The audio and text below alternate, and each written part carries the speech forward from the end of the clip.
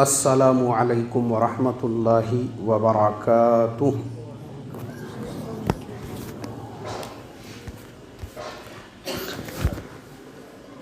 الحمد للہ نحمده ونستعینه ونستغفره ونؤمن به ونتوکل علیہ ونعوذ باللہ من شرور انفسنا ومن سیئات اعمالنا من يهده الله فلا مضل له ومن يضلله فلا هادي له ونشهد ان لا اله الا الله وحده لا شريك له ونشهد ان سيدنا ومولانا محمدا عبده ورسوله الذي ارسل بالحق بشيرا ونذيرا اما بعد فقد قال الله تبارك وتعالى اعوذ بالله من الشيطان الرجيم بسم الله الرحمن الرحيم لقد من الله على المؤمنين إذ بعث فيهم رسولا من أنفسهم يتلو عليهم آياته ويزكيهم ويعلمهم الكتاب والحكمة وَإِن كَانُوا مِن قَبْلُ لَفِي ضَلَالٍ مُبِينٍ صدق اللہ العظیم۔ محترم بھائیوں، بزرگوں اور دوستوں، یہ ہمارا سیرت النبی کا 13واں جمعہ ہے۔ پچھلے جمعہ کو ہم نے بتایا تھا اللہ کے نبی صلی اللہ علیہ وسلم مینا میں آنے والے جو حاجی ہوتے تھے ان سے ملاقات کرتے تھے، ان کو دعوت دیتے تھے۔ تو پہلے سال مدینہ والوں سے ملاقات ہوئی، 6 لوگ تھے، دوسرے سال 12 ہوئے، اپنے ساتھ حضرت مصعب بن عمیر کو وہ لے کر گئے۔ مدینہ کے گھر گھر میں اللہ کے نبی کی نبوت کا پیغام پہنچ چکا تھا اور پورے مدینہ میں آپ کا تعارف ہو چکا تھا۔ اب یہ نبوت کا 13واں سال تھا۔ ذی الحج جو ہے وہ آخری مہینہ ہوتا ہے اسلامی سال کا، تو نبوت کے 13ویں سال کا یہ آخری مہینہ تھا، حج کا موقع، اور اللہ کے نبی صلی اللہ علیہ وسلم مدینہ والوں کو تلاش کر رہے تھے کہ جو 12 لوگ حضرت مصعب بن عمیر کو اپنے ساتھ لے کر گئے، پتہ نہیں مدینہ میں کیا کارگزاری ہوئی ہوں گی۔ تو اچانک اللہ کے نبی صلی اللہ علیہ وسلم نے دیکھا کہ مدینہ والے جو ہے وادی عقبہ کے اندر، جہاں پہ شیطان کو کنکریاں ماری جاتی ہے، ابھی اس جگہ پہ مسجد بنی ہوئی ہے، اس کا نام مسجد عقبہ ہے۔ تو اس جگہ پر اللہ کے نبی صلی اللہ علیہ وسلم نے واپس سے مدینہ والوں سے ملاقات کی۔ اب جب مدینہ والوں سے وہاں پہ ملاقات ہوئی تو بہت بڑی جماعت، تقریباً 72 لوگ مدینہ والے تھے، اور اللہ کے نبی جب ان سے ملنے کے بعد مدینہ والے اتنے زیادہ خوش ہوئے، اللہ کے نبی صلی اللہ علیہ وسلم کے پیچھے جاسوس جو تھے مکہ کے وہ لگے رہا کرتے تھے، اور وہ ہر ملنے والے کو یہ کہا کرتے تھے یہ مجنون ہے، یہ دیوانے ہیں، ان کی باتیں مت سنو۔ تو اللہ کے نبی نے مدینہ والوں سے کہا کہ دن کا اجالا ہے، دن کے وقت میں میرے پیچھے لوگ لگے ہوئے رہتے ہیں، وہ مجھے دیکھیں گے، میں تم لوگوں سے ملاقات کر رہا ہوں تو تمہارے بھی دشمن بن جائیں گے، اس لیے میں رات کے اندھیرے میں آتا ہوں، پھر ہم لوگ بات چیت کریں گے۔ اور اللہ کے نبی وہاں سے روانہ ہو گئے۔ اب رات جب ہوئی تو اللہ کے نبی اپنے چچا حضرت عباس رضی اللہ تعالیٰ عنہ کو لے کر مدینہ والوں سے ملنے کے لیے پہنچے۔ مدینہ والے انتظار میں ہی تھے۔ اللہ کے نبی صلی اللہ علیہ وسلم اور مدینہ والوں کی ملاقات ہوئی تو مدینہ والوں نے اللہ کے نبی کے سامنے یہ تقاضا رکھا، ہم نے یہ سنا ہے، حضرت براء ابن معرور رضی اللہ تعالیٰ عنہ نے کہا، اے اللہ کے نبی، ہم نے یہ سنا ہے آپ کے لوگ آپ کو ستا رہے ہیں، تکلیفیں دے رہے ہیں، پریشان کر رہے ہیں، آپ کو مارا جاتا ہے، پیٹا جاتا ہے، آپ پہ ظلم و ستم کے پہاڑ توڑے جاتے ہیں، یہاں تک کہ آپ کو قتل کرنے کی بھی کوششیں ہو چکی ہے، تو ہم آپ سے یہ درخواست کرتے ہیں آپ اس شہر کو چھوڑ دو اور مدینہ کی طرف آپ ہجرت کرو۔ مدینہ والوں نے اللہ کے نبی کے سامنے یہ پیشکش رکھی، حالانکہ اللہ کی طرف سے بھی آپ کو یہ حکم مل چکا تھا اور یہ بات آپ کے سامنے آ چکی تھی کہ آپ کو عنقریب ہجرت کرنا ہے، اور اللہ کے نبی سمجھتے تھے کہ شاید وہ ہجرت طائف کی طرف ہوں گی، لیکن طائف والوں کا سلوک آپ آلریڈی دیکھ چکے تھے۔ تو اب جب مدینہ والوں نے پیشکش کی تو امید کی وہ کرن دوبارہ آپ کے دل میں روشن ہو گئی کہ واقعی میں بھی یہ مدینہ والے ہی ہے، شاید مجھے مدینہ کی طرف ہی ہجرت کرنے کا حکم ملے۔ حضرت عباس رضی اللہ تعالیٰ عنہ جو ابھی تک مسلمان نہیں ہوئے تھے مگر وہ اللہ کے نبی کے چچا تھے، انہوں نے مدینہ والوں سے کہا، بولے دیکھو تم لوگ دعوت تو دے رہے ہو، ان کو انویٹیشن تو دے رہے ہو مدینہ میں آنے کا، اس کا مطلب معلوم ہے تم لوگوں کو؟ اس کا مطلب یہ ہے پورے مکے والوں سے دشمنی مول لینا، عرب والوں سے دشمنی مول لینا، آنے کو یہ مدینہ میں آ جائیں گے لیکن مکہ والے تمہارے دشمن بن جائیں گے۔ حضرت برا ابن معرور رضی اللہ تعالیٰ عنہ نے کہا، ایک شرط پر اگر آپ ہمارے ساتھ میں مدینہ میں ہی رہوں گے اور مدینہ چھوڑ کر واپس مکہ کو نہیں جاؤں گے تو ہم آپ کے لیے اپنی جانیں قربان کرنے کے لیے بھی تیار ہیں، ہم آپ کو اکیلا نہیں چھوڑیں گے، ہم آگے رہیں گے، ہماری جانیں پہلے جائیں گی اگر آپ کے اوپر آنچ آتی ہے تو۔ حضرت برا ابن معرور نے کہا، اللہ کے نبی نے پھر وعدہ کیا کہ نہیں پھر میں مکہ کو واپس نہیں آؤں گا، اور حضرت عبداللہ ابن رواحہ رضی اللہ تعالیٰ عنہ بھی تھے، انہوں نے کہا، اے اللہ کے نبی آپ کا ساتھ دینے اور آپ کے لیے جان قربان کرنے کے بدل میں اللہ ہم کو کیا دے گا؟ آپ نے فرمایا کہ اللہ جو ہے تم کو جنت دے گا اس کے بدلے میں۔ انہوں نے کہا کہ ٹھیک ہے، پھر سودا ہو گیا، اگر اس کے بدل میں ہم کو جنت ملے گی تو ہم پوری دنیا سے ٹکر لینے کے لیے تیار ہیں۔ اللہ کے نبی سے وہ وعدہ ہو گیا، عہد و پیمان ہو گیا، اور آپ نے وعدہ کیا ٹھیک ہے پھر میں مدینہ کی طرف ہجرت کی تیاری کرتا ہوں۔ اور حضرت عباس نے پھر دوبارہ مدینہ والوں سے کہا، دیکھو یہ ابھی اپنے خاندان میں ہے، قبیلے میں ہے، بھلے مشرکین ان کے مخالف ہے لیکن پھر بھی ان کا قبیلہ خاندان ان کے ساتھ میں ہے۔ مدینہ والوں نے جب اور اصرار کیا، یعنی مدینہ والوں نے یہ کہا کہ آپ گھبراؤ مت، ڈرو مت، ہم اپنی جانوں کو آگے اور ان کی جان کو پیچھے رکھیں گے۔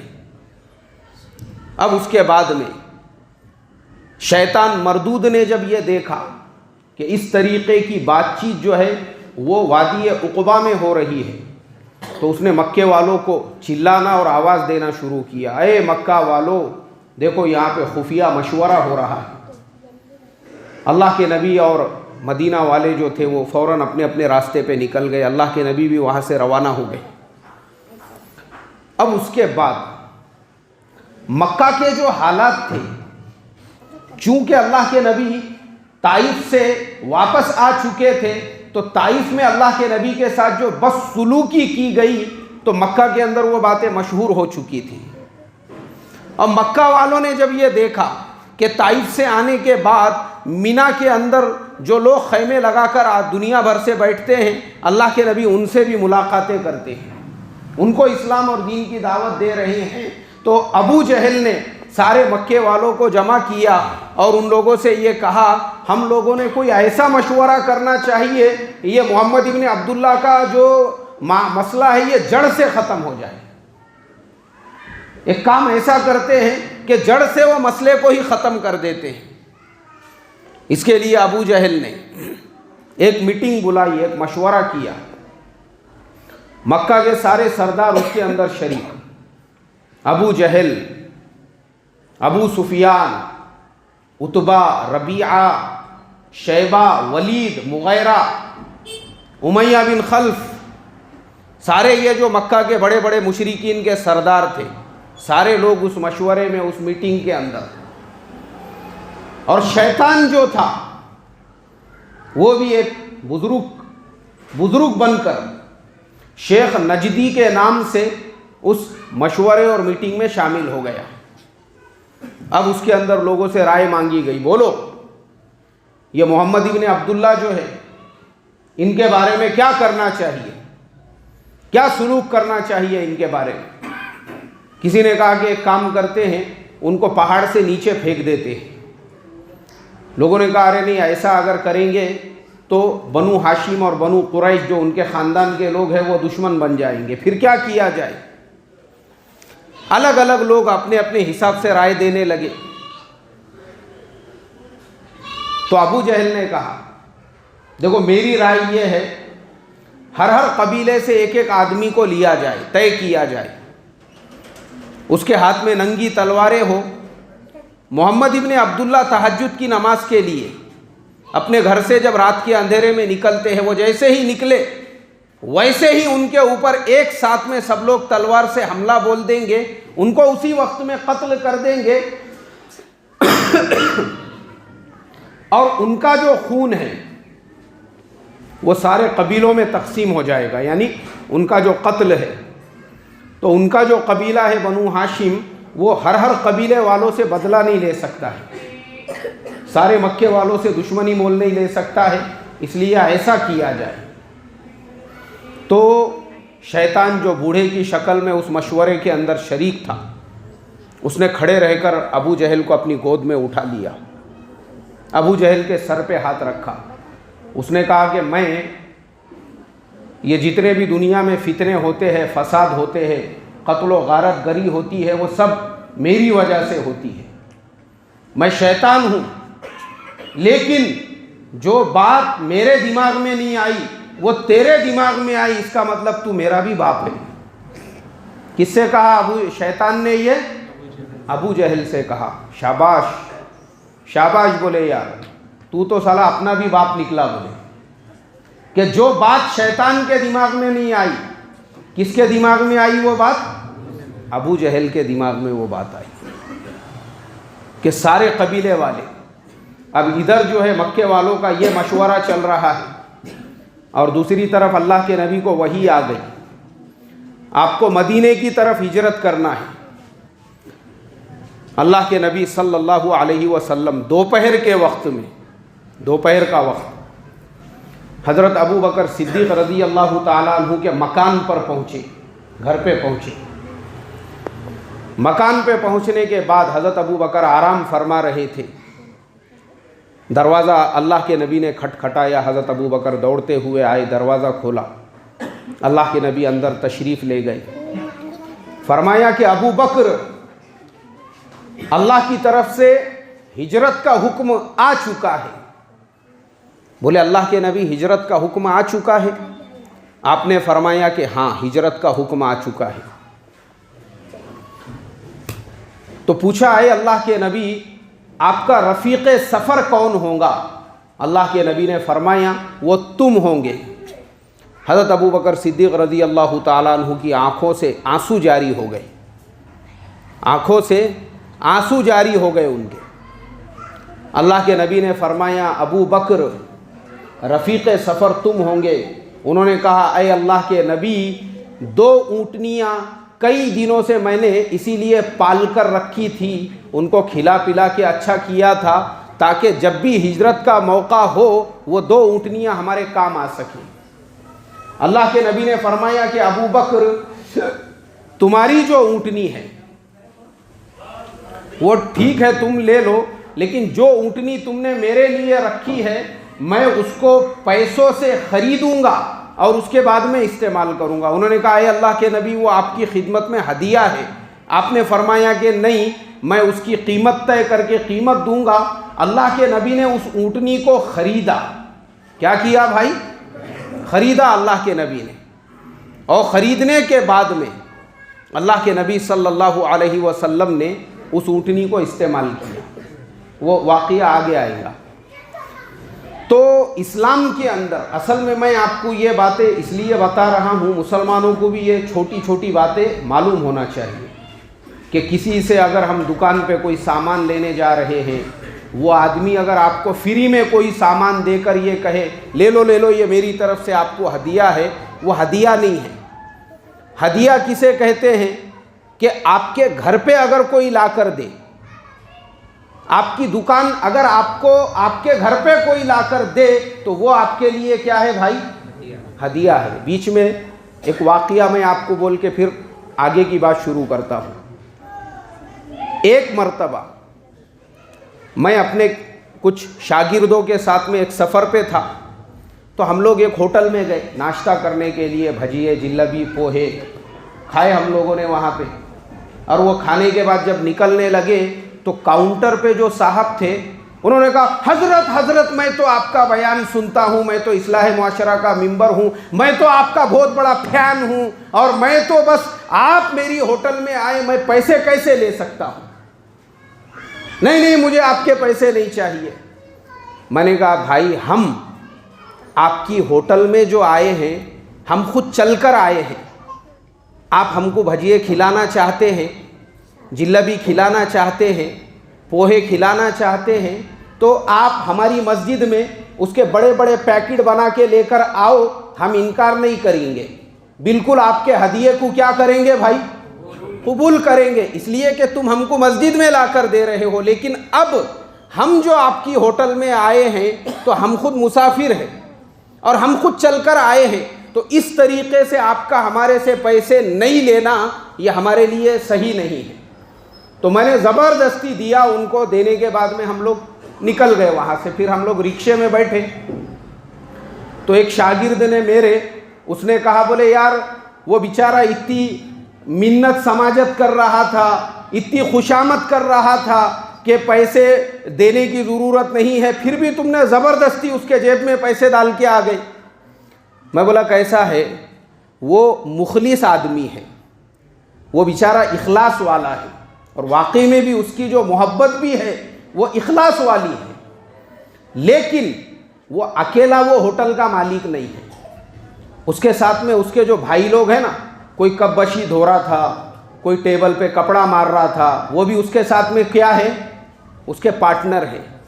اس مرتبہ اگر ہم اس کو پیسے نہیں دے کر کھا پی کے ڈکار مار کے وہاں سے نکل جاتے، اور دوسری مرتبہ کبھی اپنا وہاں پہ سفر ہوتا تو دور سے ہی دیکھ کر اس کے بھائی ایک دوسرے کو بولتے دیکھو پھکٹ چھاپ آ گئے، بولے آپ ارے پھکٹ چھاپ، یہ پھکٹ چھاپ آ گئے، پھکٹ چھاپ۔ تو اس کے لیے کبھی بھی کوئی بھی ہدیہ ہو، تحفہ ہو، کوئی اگر آپ کو لا کر دے تو آپ نے اس کو کیا کرنے کا بھائی؟ قبول کرنے کا۔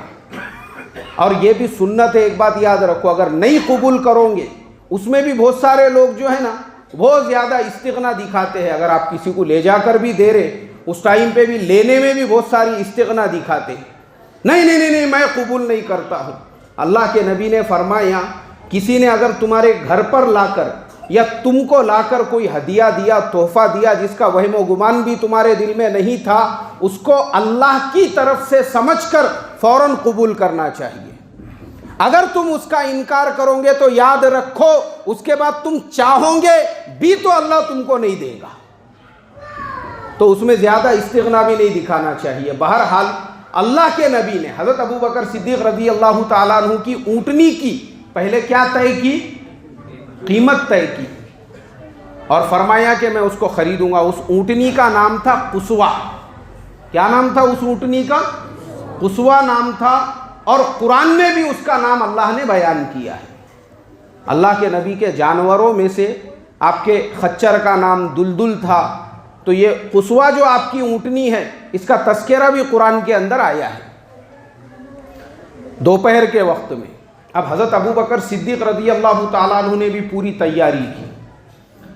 ان کا جو اونٹوں کو چرانے والا چرواہا تھا اس کا نام تھا عامر ابن فہیرہ، ان کے بیٹے تھے حضرت عبداللہ ابن ابو بکر، بیٹی تھی اسما رضی اللہ تعالیٰ عنہ۔ انہوں نے اپنے گھر کے پورے ممبروں کو سمجھایا کہ کبھی بھی میں ہجرت کر سکتا ہوں، تو تم سب لوگوں نے ہماری کیسی کیسی خدمت کرنا، ہر ایک کی ڈیوٹی انہوں نے طے کر دی، وہ آگے آئیں گا، میں ابھی آگے بتاتا ہوں۔ اور اللہ کے نبی نے صحابہ کو بھی حکم دے دیا کہ جو کوئی بھی مکہ میں ظلم و ستم سے تنگ آ کر ہجرت کرنا چاہتا ہے اس کو اجازت ہے، وہ مدینے کی طرف ہجرت کر سکتا ہے۔ تو صحابہ اکرام بھی جو ہے وہ مدینے کی طرف کیا کرنے لگے؟ ہجرت کرنے لگے۔ اب وہ دن آ گیا جس دن اللہ کے نبی کو ہجرت کرنی تھی، اپنے گھر سے نکلنا تھا، وہ رات آ گئی۔ مکے والے جو نوجوان انہوں نے طے کیے تھے، ننگی ننگی تلواریں لے کر اللہ کے نبی کے دروازے کے باہر سب کھڑے ہوئے ہیں لائن لگا کر دونوں طرف سے۔ اللہ کے نبی صلی اللہ علیہ وسلم اٹھے، اس لیے کہ شروع میں نے بتایا تھا آپ کی کفالت میں حضرت علی تھے جو آپ کے گھر پہ ہی رہتے تھے۔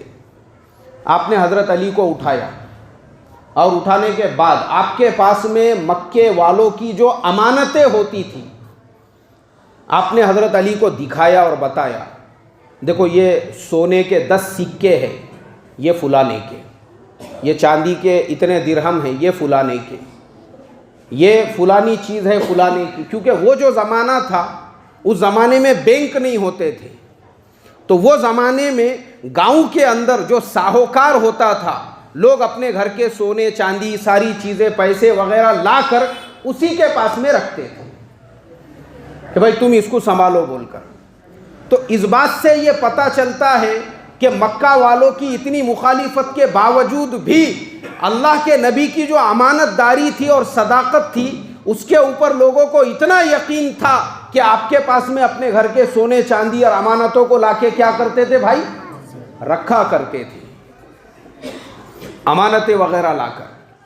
اللہ کے نبی نے حضرت علی کے پاس وہ پوری لسٹ دی کہ کس کا کیا ہے کس کا کیا ہے، اور پوری لسٹ دینے کے بعد میں پھر اللہ کے نبی صلی اللہ علیہ وسلم یاسین شریف کی تلاوت کرتے ہوئے، یاسین والقرآن المبین، اس کے بعد میں وہ پوری آیتیں جو ہے یاسین شریف کی، وَجَعَلْنَا مِن بَيْنِ أَيْدِيهِمْ سَدًّا وَمِن خَلْفِهِمْ سَدًّا فَأَغْشَيْنَاهُمْ فَهُمْ لَا يُبْصِرُونَ۔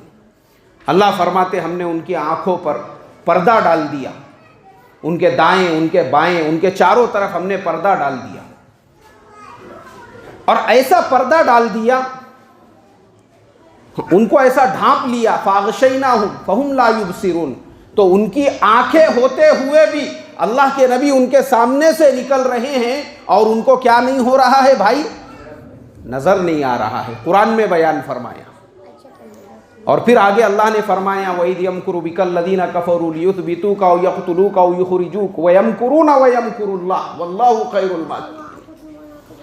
بناؤ کتنی تم سازشیں کرتے ہو، مشورے کرتے ہو، پروگرام کرتے ہو، پلاننگ کرتے ہو اللہ کے نبی کو شہید کرنے کی، لیکن تمہاری پلاننگ سے بھی بڑی کس کی پلاننگ ہے؟ اللہ کی، اللہ کو بچانے کا تھا۔ تو آنکھیں ہوتے ہوئے بھی ان کی آنکھوں پہ پردہ پڑا رہا، اور اللہ کے نبی یاسین شریف پڑھتے ہوئے ان کی نظروں کے سامنے سے نکل گئے۔ رات کا اندھیرا ہے، پہنچے حضرت ابوبکر صدیق کے مکان پر، جیسے ہی دروازہ کھٹکھٹایا بھاگتے ہوئے آئے، دروازہ کھول دیا۔ اللہ کے نبی نے فرمایا ابوبکر سوئے نہیں؟ بولے آئے اللہ کے نبی، جس دن آپ نے مجھے آ کر کہا تھا کہ اللہ کی طرف سے ہجرت کا حکم آ چکا ہے، کسی بھی رات میں ہم کو نکلنا پڑ سکتا ہے، خدا کی قسم اس دن سے لے کے آج تک کسی بھی رات میں میں سویا نہیں ہوں۔ میں یہ سوچا کرتا تھا کہ شاید کہیں آج کی وہ رات نہ ہو اللہ کے نبی میرا دروازہ کھٹکھٹائے اور ان کو دروازے کے باہر رکنا پڑے، انتظار کرنا پڑے۔ اس لیے جس دن سے آپ نے کہا تھا تب سے لے کے آج کی رات تک کسی بھی رات میں میں نے کیا نہیں کیا؟ آرام نہیں کیا، میں سویا ہی نہیں۔ بولے پوری رات جگتے تھے حضرت ابوبکر صدیق انتظار میں کہ پتہ نہیں یہی آج کی رات وہ رات ہو۔ اب اس کے بعد اللہ کے نبی اور حضرت ابوبکر صدیق دونوں گھر سے باہر نکلے ہجرت کے لیے۔ ہجرت کیسے ہوئی؟ ایک دم مدینہ کے لیے نہیں نکلے، بلکہ مدینے کے اپوزٹ سائٹ میں جو روڈ ہے، اللہ کے نبی نے فرمایا ابو بکر طائف کے راستے پر ایک پہاڑ ہے، اس پہاڑ کو جبل سور کہتے ہیں، اور اس پہاڑ کے اوپر ایک غار بنا ہوا ہے، ہم لوگ سب سے پہلے جا کر اس غار میں قیام کرتے ہیں۔ بولے اے اللہ کے نبی جیسا آپ چاہو، جیسی آپ کی مرضی ہو، اب دونوں اپوزٹ سائیڈ نکلے. کون سے سائیڈ میں نکلے بھائی؟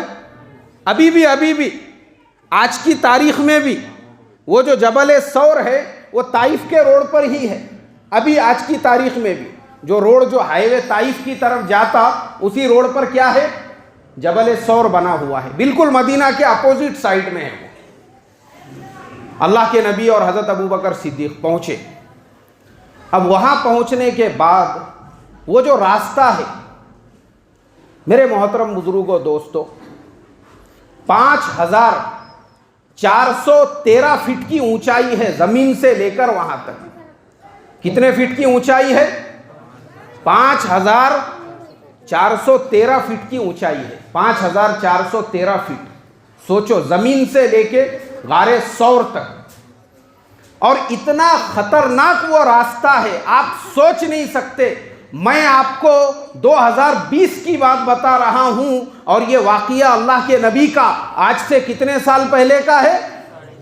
1450 سال پہلے کا. آپ سوچو آج بھی اگر آپ زمین سے لے کے غار ثور تک جانا چاہے وہ پہاڑ کے اوپر ایسے پورے نوکے نکلے ہوئے ہیں, پتھروں کے ایسے نوکے نکلی ہوئی ہے. کوئی راستہ بنا ہوا نہیں ہے, کوئی سیڑھی بنی ہوئی نہیں, کچھ نہیں ہے. آج بھی وہ راستہ ویسے ہی کچا ہے اور 1 فٹ کا راستہ ہے مشکل سے زمین سے لے کے وہاں تک. تو امیجن کرو ہمارے نبی نے ہم تک دین پہنچانے کے لیے کیسی تکلیفیں برداشت کی, کیسی تکلیفیں.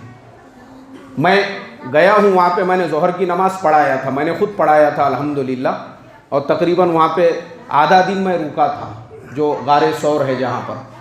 تو جب ہم لوگ چڑھ رہے تھے اوپر تو وہاں پہ جو ہے بیچارے ہمارے جو کشمیری بھائی ہیں, بہت سارے کشمیر کے جو پہاڑوں پہ جن کے گھر رہتے نا, ان لوگوں کو عادت رہتی پہاڑ کیسا چڑھنے کا, پہاڑ پہ کیسے راستے بنانے کا. وہ لوگ سبل اور ہاتھ میں جو ہے ٹیکاس لے کے وہاں پہ کھڑے ہوئے رہتے, پھترے وغیرہ برابر کرتے, وہ راستے کو برابر بناتے رہتے, وہی کچے راستے کو. تو میں نے ان سے سوال کیا, میں بولا یار یہ ایسا راستہ ہے تم لوگ یہاں راستہ بنا رہے, اور جو لوگ آتے جاتے بیچارے وہ ان کو کچھ ہدیہ دے دیتے 10 ریال 5 ریال وغیرہ. تو انہوں نے کہا یہ اتنا خطرناک راستہ ہے. بولے کئی لوگ آج کے زمانے میں اگر پیر تھوڑا بھی ادھر ادھر پھسل گیا اور اس کے بعد میں وہ گھاٹی کے اندر جا کر گرے تو ان کا پتہ بھی نہیں چلا, بعد میں پتہ بھی نہیں وہ گرے نیچے تو کہاں گئے اور کہاں پہ ان کا خاتمہ. اور کئی لوگ ہوں گے بولے ایسے. یہ راستہ ایسا بنا ہوا ہے. کون سے زمانے میں؟ آج کے زمانے میں. تو سوچو 1450 سال پہلے وہ راستہ کیسا ہوا. اور اللہ کے نبی 5413 فٹ کی دوری وہ طے کر رہے ہیں. راستے پہ نوکیلے پتھر ہے, اندھیرا ہے, کچھ نظر نہیں آ رہا ہے. اگر پیر کا جو بیلنس ہے وہ تھوڑا بھی ادھر ادھر ہو گیا تو دونوں طرف سے کیا ہے بھائی؟ گھاٹی بنی ہوئی ہے. یہ قربانیاں ہیں اللہ کے نبی کی. مسلمانوں نے اس کو یاد رکھنا چاہیے. ہم تک یہ جو دین اور ایمان اور اسلام جو پہنچا ہے ایسے ہی نہیں پہنچا, وہ خالی بیان کرنے سے تقریر کرنے سے. یہ قربانیاں لگے ہوئی ہے اس کے پیچھے, یہ قربانیاں ہیں اللہ کے نبی کی. اور آج تو وہ سیڑھی جو بیچارے وہ لوگ بناتے رہتے راستہ, اس کے باوجود دن کے اجالے میں بھی آپ سوچو رات کے اندھیرے میں وہاں تک پہنچے. اور ہمارے آج کے زمانے میں خود لوگ دن کے اجالے میں وہاں چڑھنے کی ہمت نہیں کرتے. جو حاجی لوگ رہتے, جو عمرے کو جانے والے رہتے, وہ اپنے بلڈنگ میں مشورہ کرتے, بولے کل اپن غار ثور کی زیارت کے لیے جائیں گے. ان کی پوری جماعت طے ہوتی 10 جن کی 12 جن کی. جاتے وہ وہاں پہ تو وہاں ایسا ہے بیچارے بہت سارے وہاں کے مکہ کے جو لوگ ہیں وہ حاجیوں کی بہت خدمت کرتے رہتے. کوئی وہاں پہ جوس بانٹتا ہے, کوئی پیپسی کوکا کولا کے کین بانٹتے ہیں, کوئی وہاں پہ شربت تقسیم کرتا ہے. اب یہ جتنے جو 10-12 رہتے پہاڑ کے پاس میں جاتے, غار ثور کے پاس, ان کو لگتا غار ثور بولے تو کیا ہے, ایسا ہی ہے اپنا چھوٹا موٹا بریج ہوگا جیسا روڈ کے اوپر سے رہتا نہیں کہ اپنے یہاں پہ بنے ہوا, اس کو کراس کرنا ہے. لیکن جیسی وہاں پہ جاتے 2-4 کین پہلے جوس پی لیتے, پیپسی پی لیتے, کوکا کولا پیتے, ساتھ میں خالی باٹلی رہتی وہ بھی بھر کے لے لیتے, اور اس کے بعد بولتے باپ رے باپ رے باپ رے باپ رے باپ. اتنا اتنا اونچا ہے کہ یہ پہاڑ. نہیں رے بولے بابا اپنے بس کی بات نہیں ہے, اپن نہیں چڑھ سکتے اتنے اوپر. جو 10-12 جاتے اس میں سے 7-8 واپس بلڈنگ کو آ جاتے, 2-4 گلاس شربت پی کے باٹلی بھر کے, اور اس میں سے مشکل سے 3 یا 4 وہ غار ثور کے لیے روانہ ہوتے. اس میں سے بھی آدھے بیچ رستے میں سے آتے. نہیں رے بولے بابا اب اپنے کو جمرہ نہیں رے بھائی اس کے اوپر چڑھنا, جا رہا بولے میں یہیں سے واپس. اندازہ لگاؤ اللہ کے نبی نے آج سے 1450 سال پہلے رات کے اندھیرے میں اس پہاڑ کا کیسے سفر کیا ہوگا. وہ جو 5413 فٹ کا پہاڑ ہے, کیسے اللہ کے نبی نیچے سے لے کے وہاں تک پہنچے ہوں گے. اور وہاں پہ بھی اگر وہاں پہ بھی پہنچ گئے تو جانے کے بعد میں وہاں کوئی بنگلہ, کوئی حویلی, کوئی وہاں پہ جو ہے ایسا بیٹھنے کا انتظام نہیں تھا. غار بنا ہوا تھا پہاڑ کے اندر, غار. اور وہ غار جس غار کے اندر سانپ, بچھو, زہریلے جانور, انہوں نے پورا اس کو اپنا اڈا بنا کے رکھا ہوا تھا. حضرت ابوبکر صدیق رضی اللہ تعالیٰ عنہ اندر داخل ہوئے. داخل ہونے کے بعد انہوں نے پہلے پورے غار کو صاف کیا. صاف کرنے کے بعد ان کے پاس میں جو چادر تھی اس کو پھاڑ پھاڑ کے اس کے اندر جتنے سوراخ تھے وہ سارے سوراخوں کے اندر اس میں کا کپڑا ڈال دیا.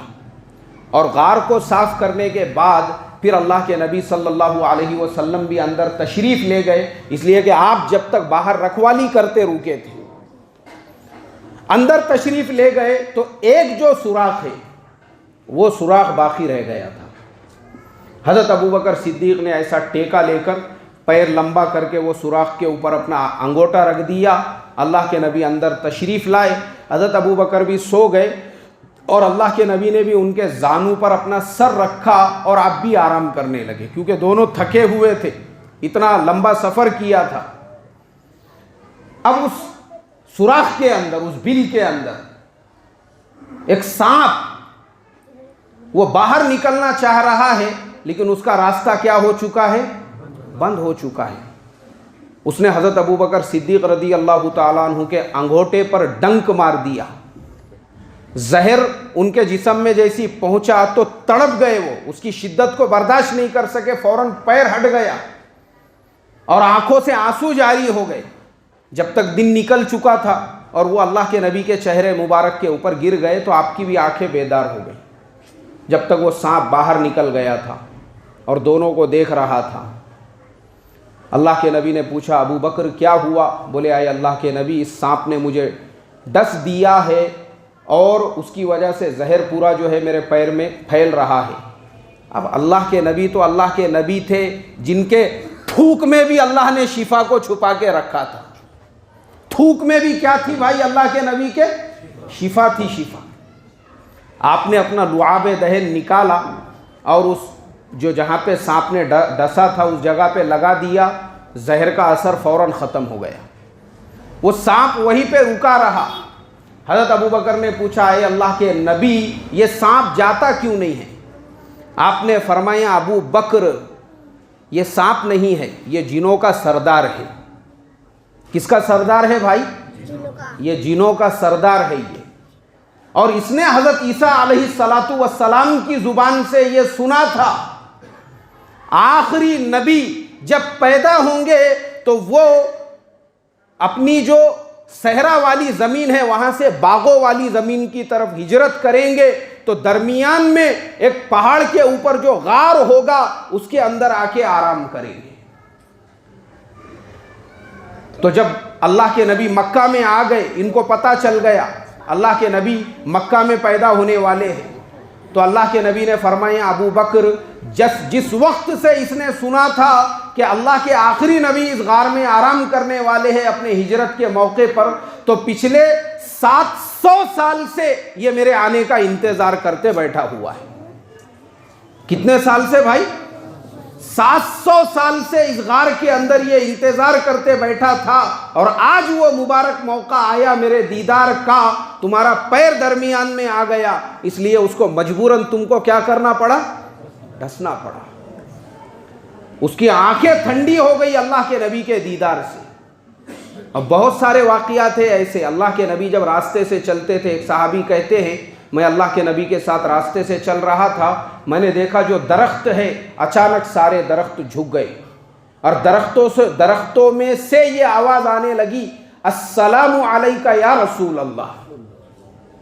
درخت اللہ کے نبی کو کیا کرنے لگے؟ سلام کرنے لگے۔ تو ہل گئے وہ صحابی۔ اور ان کے علاوہ ایک واقعہ تو یہ بھی ملتا ہے کہ ایک صاحب جو ہے وہ مسلمان نہیں ہوئے تھے، ایک جنگل سے گزر رہے تھے اور ملک شام کی طرف جا رہے تھے، تو ان کو ایک بھیڑیا مل گیا۔ اس بھیڑیا نے پوچھا کہاں جا رہے ہو؟ تو ایک دم سے وہ بچک گئے کہ بھیڑیا بات کرتا ہے۔ اس نے کہا ارے تو تو بھیڑیا ہے، تو کیسے بات کرتا ہے؟ اس نے کہا میرے بات کرنے پر حیرت میں مت پڑو، بلکہ حیرت کی بات تو یہ ہے اللہ کے آخری نبی مکہ میں پیدا ہو کر مدینہ پہنچ چکے ہیں اور تم کو پتہ نہیں ہے، اور تم پیسے کمانے کے لیے ملک شام جا رہے ہو۔ جاؤ پہلے مدینہ جا کر اس نبی کا دیدار کرو اور ان کے ہاتھ پہ اسلام کو اور ایمان کو کیا کرو؟ قبول کرو۔ اللہ کے نبی کی نبوت کا پتھر اللہ کے نبی کو سلام کیا کرتے تھے، درخت اللہ کے نبی کو سلام کیا کرتے تھے۔ بہرحال تو اب یہ جو ہجرت کا واقعہ ہے، غار ثور تک ہم پہنچے ہیں، اس کے آگے کا جو واقعہ ہے انشاءاللہ اگلے جمعہ کو بیان ہوگا۔ وقت پہ پہنچنے کی فکر اور کوشش کریں، اس سے پہلے ایک مرتبہ درود شریف پڑھ لیں۔ اللہم صلی علی سیدنا و حبیبنا و شفیعنا و مولانا محمد و بارک وسلم۔